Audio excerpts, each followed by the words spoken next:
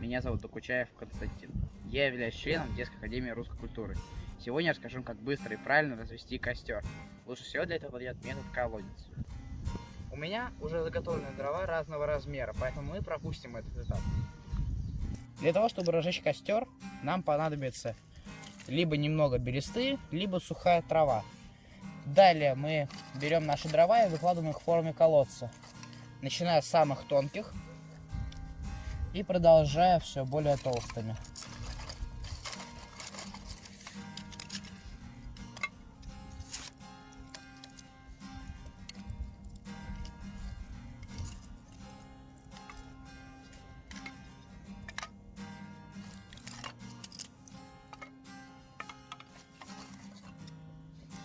Я думаю, такого нам будет достаточно. Далее мы достаем спички.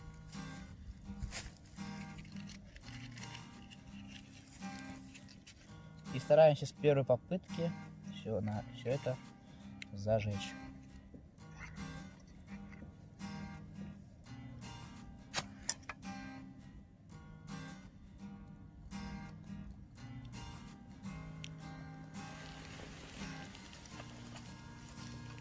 Я считаю данный способ одним из самых действенных и удобных, так как для него нужно минимум дров и минимум усилий.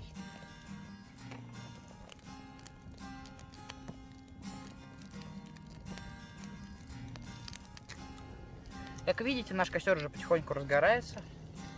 Не забываем про технику безопасности, все действия выполняем в перчатках, чтобы ни в коем случае не обжечь себе пальцы и чтобы потом не было заноса. Ну вот, друзья, наш костер уже горит. У меня это заняло буквально несколько минут. О других методах разведения костра вы можете узнать в Детской академии русской культуры. Приходите к нам. Пока.